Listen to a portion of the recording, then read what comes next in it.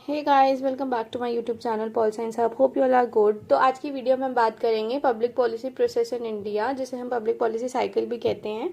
तो इसकी जो फर्स्ट टॉपिक पे वीडियो थी जिसमें हमने डिस्कस किया था कि पब्लिक पॉलिसी कहते किसे, उसके characteristics, types and models. So now let's begin with introduction part. तो एज वी ऑल नो कि इंडिया एक डाइवर्स कंट्री है, जिसकी वजह से बहुत सारे कॉम्प्लेक्स इश्यूज जो होते हैं वो हमें फेस करने पड़ते हैं, like poverty, inequality, imbalance growth. तब यहाँ पे पब्लिक पॉलिसी का रोल काफ़ी इंपॉर्टेंट होता है, जिससे कि गवर्नमेंट उन पब्लिक पॉलिसी के थ्रू अपनी कंट्री के पीपल्स की नीड को मीट कर सकते हैं। लाइक हम कह सकते हैं कि policy is described as a set of principle और set of rules which guide decision and achieve ration decision. तो बेसिकली जब पब्लिक पॉलिसी फॉर्म होती है तो वो जो स्टेप्स गो थ्रू होते हैं, लाइक वो कैसे फॉर्म होती है, उसे प्रोसेस या साइकिल कहते हैं। Now importance of understanding public policy processes India. तो आज पब्लिक पॉलिसी प्रोसेस होता है, वो मदद करता है to understand the core issues क्या हैं, कि कौन कौन से एक्टर्स उसमें इन्वॉल्व होते हैं, क्या क्या सजेशंस आए, कौन कौन सी एजेंसीज हैं जिन्होंने पार्ट लिया उस चीज़ में। और गवर्नमेंट कोशिश करती है कि वो स्पेसिफिक पब्लिक पॉलिसी सेंट्रिक हो और उनके लिए बेनिफिशियल हो। And there are three process in public policy. So first one is the upward flow of demand and influence from the people within the system. Then second one is the downward flow of decisions in terms of policies from the government to society. Then third one is the feedback mechanism, जहाँ पे results evaluate होते हैं और feedback transfer किया जाता है government to improve the policy. Now generally policy process में तीन kinds of elements हम पढ़ते हैं। तो पहला है problem, that is issue needs to be analyse. Like बहुत सारे इश्यूज होते हैं, तो जिसको ज्यादा प्रायोरिटी और नीड होती है तो वो इश्यू को पिक करके उस पर फोकस किया जाता है। दूसरा है प्लेयर, जो कि अफेक्टेड ग्रुप कम्युनिटी होती है जिन्होंने एड्रेस किया जाता है ना। तीसरा है पॉलिसी, जो कि फाइनल कोर्स ऑफ एक्शन होता है टू सॉल्व द प्रॉब्लम। तीसरा है पॉलिसी, जो कि फाइनल कोर्स ऑफ एक्शन होता है टू सॉल्व द प्रॉब्लम। तो अब हम ये देखेंगे जो पॉलिसी प्रोसेस है उसमें कौन कौन से इंस्टीट्यूशंस और एक्टर्स इन्वॉल्व होते हैं। तो from executive there is prime ministers office, cabinet secretariat and the committees and various ministries. Then from legislature there is parliament and the parliamentary committees. Then from judiciary there are courts. Then agencies like Niti Aayog and bureaucracy also take part in this. Then civil societies से interest groups, pressure groups, NGOs भी involve होते हैं इस चीज में। Now तो अब हम बात करेंगे कि ये जो institutions है ये क्या रोल प्ले करते हैं पॉलिसी प्रोसेस में। So first one is the executive. तो government is a powerful branch of pivotal role play करती है इन पब्लिक पॉलिसी प्रोसेस। ये डिसाइड करती है कि कौन से रिसोर्सेज के कैसे यूटिलाइज होना चाहिए, उसकी वैल्यू और कैसे डिसीजंस लेने चाहिए with participation of the all parliamentary system. Then second one is the legislature. ये कॉन्स्टिट्यूट करता है प्राइमरी पॉलिसी मेकिंग को। जो पॉलिसीज होती हैं वो यहाँ डिस्कस होती हैं, उन पर डिबेट की जाती है और उनको स्क्रूटिनाइज किया जाता है उनके द्वारा जो कि इंटरेस्ट होते हैं उस पब्लिक पॉलिसी में। Then third one is judiciary. जैसे कि वी ऑल नो जुडिशरी का रोल होता है, लाइक कॉन्स्टिट्यूशन रिस्पॉन्सिबिलिटी होती है उसके ऊपर to interpretation of the laws, constitution provisions etcetera. तो जुडिशरी के पावरफुल इंस्ट्रूमेंट्स है judicial review and judicial activism. तो judicial review implies power to judiciary to pronounce upon the constitutionality of laws and executive order, और काफी मैंने यहाँ पे mention भी किए हैं। देन जुडिशियल एक्टिविज्म का मतलब है कि interference of judiciary in executive and legislative fields.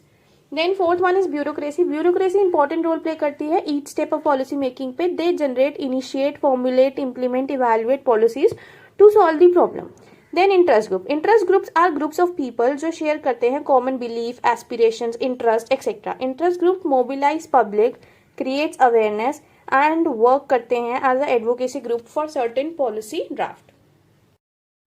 So now we will talk about the main crux of our video which is policy cycle. तो पॉलिसी साइकिल सजेस्ट करता है कि पॉलिसी मेकिंग एक continuous process होता है which comprises of multiple stages, और Thomas R Dye कहते हैं कि policy making is a continuous process rather than a single event.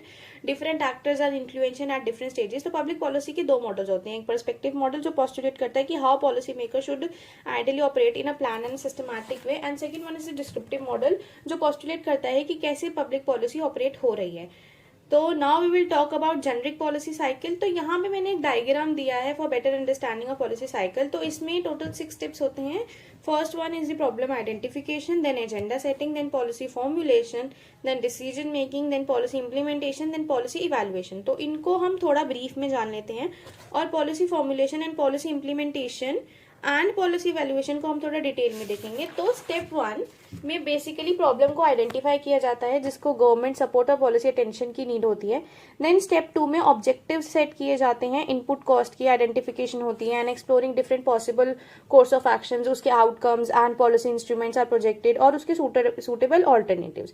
Then step 3, इसमें जो डिसीजन लिए गए हैं वो सपोर्ट और लीगली अप्रूव्ड होते हैं from legislature, that is complete administration. Then step 4, इसमें डिस्चार्जिंग ऑफ ड्यूटीज होती है to various administration units. Then एक प्रॉपर अरेंजमेंट की जाती है for smooth enactment of the policies. Then step 5, final and the important stage, जहां पे policy के ओवरऑल रिजल्ट्स को इवैल्यूएट किया जाता है and it success achievement desire results को भी।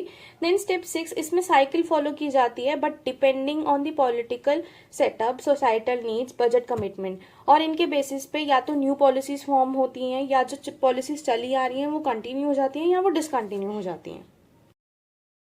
तो अब हम बात करेंगे पॉलिसी फॉर्मुलेशन की। तो basically in simple words policy formulation का मतलब होता है to develop a plan or a method for achieving societal needs. Like I have mentioned 4 steps which are, first one is research या फिर gathering, प्रोसेसिंग इंफॉर्मेशन होती है इसमें। Then second one is review जिसमें एक्सप्लोरिंग ऑफ पॉसिबल ऑल्टरनेटिव्स होते हैं। Then third one is the projection जिसमें feasibility of each alternative and possible outcomes होते हैं। And fourth one is the selection जिसमें refining and selecting suitable alternatives होते हैं। तो there are 2 types of formulation model. तो फर्स्टली जो based होते हैं on rational planning, that is systematic and well structured. And the second one is the जो based होता है on reacting which is more spontaneous and improvised या फिर empowered.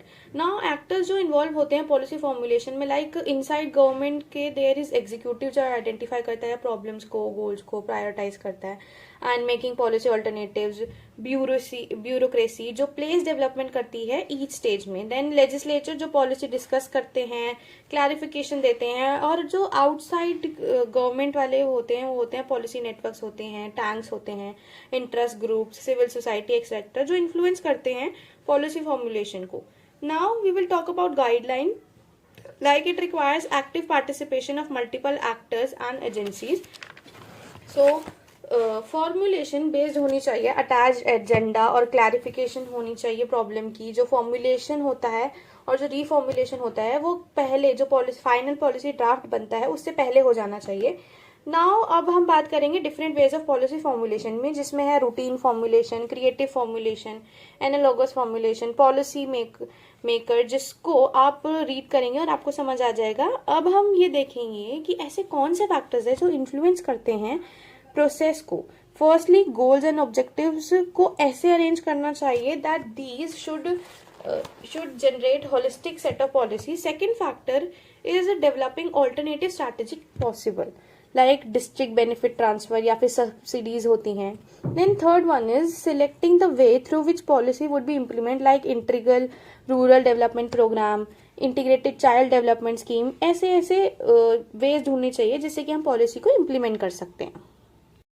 So now we will see policy implementation. So according to Thomas R. Dye, policy implementation is a process of interactions between the setting of goals and actions geared to achieve them. It is a dynamic conversion process of policies and plans into a specific programs and projects. So now there are 4 approaches of the policy implementation. जो पहली है वो है procedural approach. ये establish करता है appropriate processes, techniques for the management and the implementation of the policies. Second one is the structural approach. Select the most appropriate administration form of achieving the outcomes. Then political approach जो understand करता है the challenges which a policy could face and both for the solution. Then behavioral approach creates consensus and raises acceptability by eliminating conflictual interest. Now we will see the relevance. Now we will talk about the relevance of the public policy, public implementation. Then there are stages. First one is the information जो citizen को aware करती है policy के बारे में. Then second one is the inducement जो people और government दोनों को न्यू अप्रोच अडॉप्ट करने में हेल्प करती है. Then third one is enforcement, ये सीक करता है कॉम्प्लियंस ऑफ पीपल को. Then fourth one is benefaction, ये उनको बेनिफिट्स देता है जो अपना पॉलिटिकल बिहेवियर चेंज करते हैं. फिफ्थ है पॉलिसी फेलियर, जो कि बेसिकली होती है जब इम्प्लांटेशन गैप आ जाता है between the policy and the implementation. Then there sixth one is the complexibility of technical features, जैसे जो ग्राउंड रियलिटीज होती हैं वो काफ़ी डिफरेंट होती हैं from human behaviour, like values, tradition, multiple goals objective होते हैं, अनलिमिटेड प्रेफरेंसेज होती है, लैक ऑफ प्रॉपर इंफ्रास्ट्रक्चर होता है. So these are some of the stages. तो अब हम बात करेंगे पॉलिसी इवैल्यूएशन की. तो according to Thomas R Dye, policy evaluation is conducted for checking the effects of the policy. The policy evaluation provides us the directions for the evaluation program, projects and strategies. तो हम कह सकते हैं कि policy evaluation एक activity है जिसमें हम किसी भी पॉलिसी के 3 एस्पेक्ट्स को समझते हैं. First is one is merit, second is worth, third is utility. Now there was a philosopher Brownson जिन्होंने कहा कि इवैल्यूएशन 3 स्टेज में होती है और हर स्टेज एक मतलब डिफरेंट फेज पे फोकस करता है, डिफरेंट पॉइंट ऑफ व्यू पे फोकस करता है, डिफरेंट पॉलिसी प्रोसेस पे फोकस करता है, और हर टाइप की इवैल्यूएशन एक तरह की वैल्यूएबल इन्फॉर्मेशन ही प्रोवाइड करती है. तो इन्होंने 3 स्टेज बताए. तो first stage is evaluating policy content, जिसमें इन फोकस होता है फ्रेमवर्क पे और गोल्स पे. Then second one is evaluating policy implementation, जिसमें फोकस किया जाता है on evaluating the policy implementation as it was designed, and this is crucial to understand the strength and weaknesses. Then third one is the evaluating policy impact, most important से जहाँ पे ये देखा जाता है कि पॉलिसी एज अ होल के impact evaluate किए जाते हैं जो कि अचीव होते हैं, help in realising the perspective of the people. Then there is one more philosopher, that is Denis Lerner, also gave 3 evaluation stages. First one is process evaluation, then the impact evaluation and the comprehensive evaluation. So this is our concluding slide. And so guys, अगर आपको मेरा content पसंद आया हो तो please मेरे channel को subscribe करें, लाइक करें और कमेंट करें कि अगर मुझसे कुछ भी छूट गया होगा या फिर आपको इम्प्रूवमेंट चाहिए. And thank you so much for watching and share it.